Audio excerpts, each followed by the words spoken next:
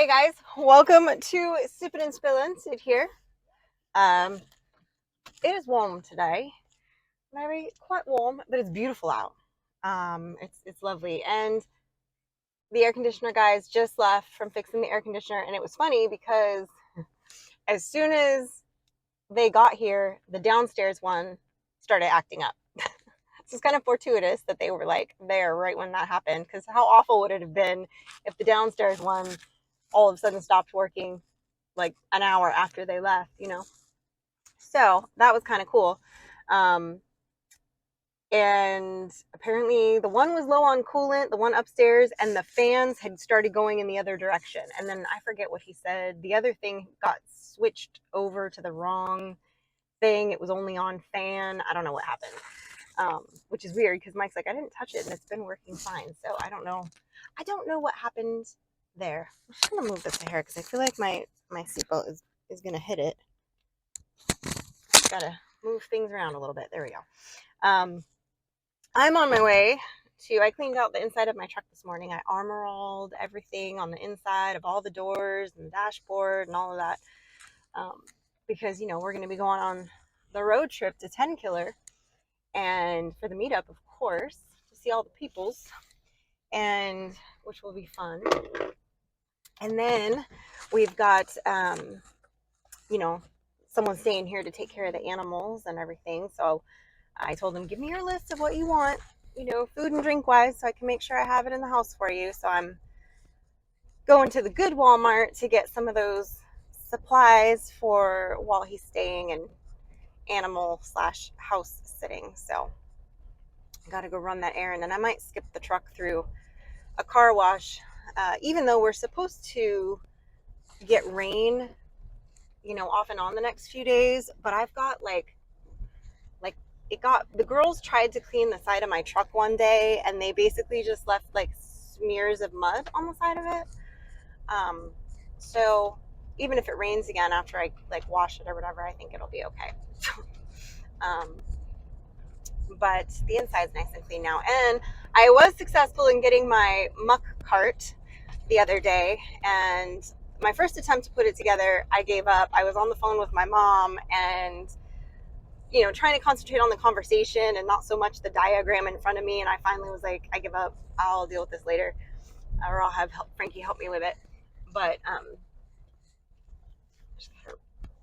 that bump right there just nabbed ya. I gotta fix it again because it's cranky. It's cranky today. There we go. I don't know what is up with my ability to get good car mount things is terrible. I don't know what's up with that. But anyway, I totally lost my train of thought. This is what happens when you're driving. Which made me think of that expression that I now love, that I heard the other day, that is now my favorite Southern expression, which is, the road is paved with a lot of flat squirrels. Indecision is a killer. I love that. Anyway, the Muck cart. See, got me back around there. I was on the phone with my mother, and so I was concentrating on that because that takes a lot of concentration sometimes. And so I gave up on the cart. Anyway, today I thought, well, I'll take another stab at it and just concentrate on it for a couple of minutes. And it was one of those ones where, they have the instructions for how to put it together in there, which is mostly pictures, but then they have the list of the parts. The parts list was very different than what I received. So it was one of those things where I could tell that they used the old instruction manual with the new boxing. So some of the nuts and bolts that they sent with it were different numbers, different amounts of them, rather, I should say. And it said on the box, now easier to put together, something about, less screws, or I don't know, something. It said something about, easier assembly. I don't know about that, because when it doesn't match up to the directions, I spend a good 15 minutes trying to figure out, well, now that this doesn't match this, which screws go where, because according to what my list says I'm missing 47 screws. So that was a struggle bus. But then I skipped a step, put the wheels on, made sure the axle was on right, and then went back and was like, okay, I have this many screws left. I can do X, Y, and Z now. And I got it all squared away. So I feel like that was a win. I don't know. Um, it was all good. I tell you, all good. So I do think that it's flying, homie. Um, I do think that's going to be really good. And it was funny because the first thing Mike said when he saw that I had it like half put together was, "Oh, that would probably be good in the garden." And I was like, "You're not touching my muck cart." Like, the whole reason I got it was so that you would never touch it and I could strictly use it with the animals to haul whatever I needed to haul. And he's like, "Well, if it works well, like I'm gonna try yours, and if it works well, I might get one." That's fine. I just thought it was laughable at first because I was like, "You have two wheelbarrows and the green cart," and that was why I bought the muck cart, because I need something. And then I'm trying something new for the birds inside the coop. I had the other day when I went to Scruggs to get supplies, um, I had to get, well, I wanted to get some more bedding, but I do not like the pine shavings for inside the coop. And there's something about, and I don't know, maybe this is across the board, maybe you guys know, um, the pine shavings that I've been getting since I've been in Mississippi have had a very strange smell to them to me. Um, I don't want to say chemical because they all say that you don't have any chemicals or anything on them, but they don't smell right. And then, like, after about a day or two of the bedding being used with the animals, it almost like it gets very ammonia-y. Um, and so, all right, lovely. There's a tie strap flapping out the back of my vehicle.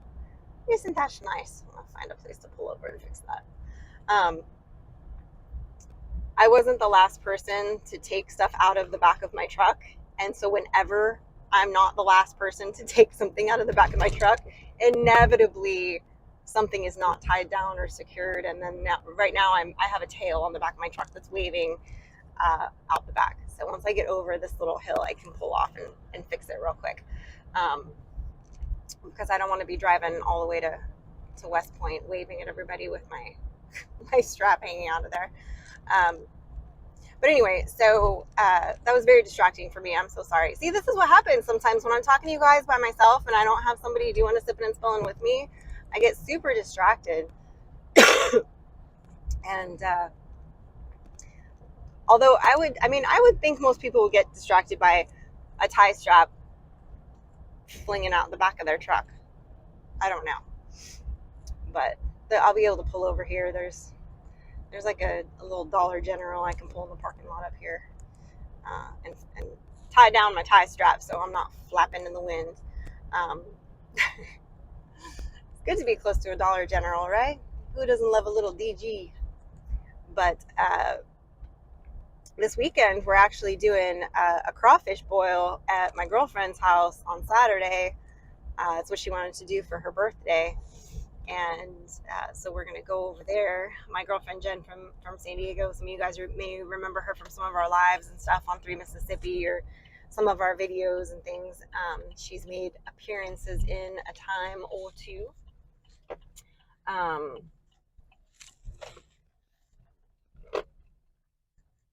Is this person backing in? I don't know what they're doing. They're living the dream over here. They are living the dream, let me tell you. So I'm just going to pull in here, finish talking to you guys before I fix my strap. But anyway, they're going to think I'm weird. Sitting in the Dollar General parking lot, having an old conversation with myself. That's fine. A lot of people think I'm weird, and that's cool too. Anyway, back to the bedding, the pine shavings. So I noticed, now my phone's overheating because it was driving into the sun. So probably a good thing I pulled over. Anywho, the pine shavings. So they've had this weird smell, and then after the animals use the bedding for like 2 days, they get very ammonia-y and super wet, like right away. Like there is no like, oh, they're starting, it just goes bad. I have never had, I mean, I've used pine shavings for years for brooders, for whatever, and like never had it like turn this fast. So I'm just constantly having to like change bedding or switch it out or add some fresh, to kind of help it along. because, you know, it's really hard to change the bedding every day and it gets expensive. You can't do that. So anyway, I got these horse pellets, which I've heard other people using before for poultry. I was trying to get the sand, which I think none of the livestock places that I went to down here had any, which I was shocked. I was really surprised they didn't have any sand for anything at Scruggs. So I might have to go to like a, I don't know, like a rock and block type place where they have different kinds of sands and things as well, um, and get something there to use. But I'm trying out the horse pellets. I remember hearing about it a while back, and somebody was like, "Don't ever use the pine shavings. Use the horse pellets. They're cheaper and they last longer." Blah blah blah blah blah. So I'm looking at them yesterday, and I'm like, "Well, I'm gonna try this because why not?" So I got some and I cleaned out the coop, raked it all out this morning, took out all the old bedding. Mike put it in the compost bin after I was done, or it might still be sitting in the wheelbarrow. He said, just leave it here. I'll deal with it. Because I think he's got like 2 compost piles going. I'm not 100% sure. And I don't know. I know where one is. I don't know where well, no, I think I do know where both of them are actually, now that I think about it. But I could be wrong because sometimes he just piles dirt randomly and that might be a burn pile and that might be compost. And I don't know sometimes. Um, so anyway, so I got it all spread out and it looks nice and clean and good and whatever. Anyway, you're supposed to mist it down with water, you know. So I have the hose attachment that has a little nozzle that I did the fine mist on it, and I misted it all down, and we'll see how it does. I'll check it, you know, the end of today, because it's supposed to, what happens is when you spray it down, it's supposed to soften the top layer. And it said for a, what was it, a 10 by 12 horse stall, it said to use 6 bags. And so my coop size that the animals are in that I was needing to fill was probably about half that. So I used 3 bags and, you know, misted it all down. And we were supposed to be able to just kind of go in there with your muck fork and sift out any chunks of uh, poultry poo, as it were. And it's supposed to not have to be completely scraped out. It even says with a horse that you shouldn't have to completely start the bedding fresh except for every couple months. We'll see. I may end up liking this, or I may be like, this is the first and last time I ever use the pine pellets, the horse pellets. So we shall see. The animals, obviously, they're out on the run right now, the birds, so they don't really, they were not going to weigh in on it until tonight. When they go up for bed, but you know, that's cool too. But I didn't put my muck cart together until after I cleaned out the coop. So I didn't get to use my muck cart yet today. But I will probably need to, I'll have to move feed again, probably in the next couple days or something. And so I'll be able to put it in my muck cart and wheel it, and which is nice too, because the other thing I didn't consider that's actually very handy is because the muck cart holds those big plastic tubs. When you put, now you can take that out and, you know, lay like bales of hay in it or bags of feed, however you want to organize it. But you could stand up if you're only taking like, you know, a bag or 2 of feed, you can stand them up in that bucket, and then you can easily rip them up and rip them open and pick them up and dump them into whatever container or whatever you're trying to do. Whereas before on the green cart, I always had to stack them, and they kind of awkwardly, you got to kind of roll them back up. So this is a lot, I feel like this is a lot easier, or it will be a lot easier when I actually go to officially use it. Tonight's exciting too. There's a lot going on this week, guys. We're trying to get a lot of things done before we go to the meetup next week. But tonight, the meat birds, fingers crossed, are going to be moved out onto the pasture. They are putting the final touches on the chicken tractor this evening, and I'll be able to get those birds moved out there and all settled in tonight, which will be good. Mike was kind of worried. He's like, well, I want to film it and it won't look good at night. I'm like, yeah, but moving birds at night is so much easier than moving them first thing in the morning when they're hungry and angry and wide awake. And then if I did it in the morning, I'd be doing it by myself. So I'm like, much easier if we do it in the evening when I've got somebody to, I can, and I think I may actually end up using my muck cart. I could put the birds in the bucket and then scoot them over a few at a time. I think I may do that. Um, I think that might end up being the easiest route to go. But got to get that done. And then we've got some gardening that we've got to get done, or that Mike needs to get done, I should say, that I need to film. Some stuff coming up with his tomatoes that he's going to be talking about with you guys. And excuse me, still have that cough every now and then. So still got a few things to do with that. And then, man, we're going to be, next week's going to be a little bit crazy, and then it's going to be time to go, and time to get out there for 10 killers. So I'm excited. I cannot wait. Got a lot to do between now and then.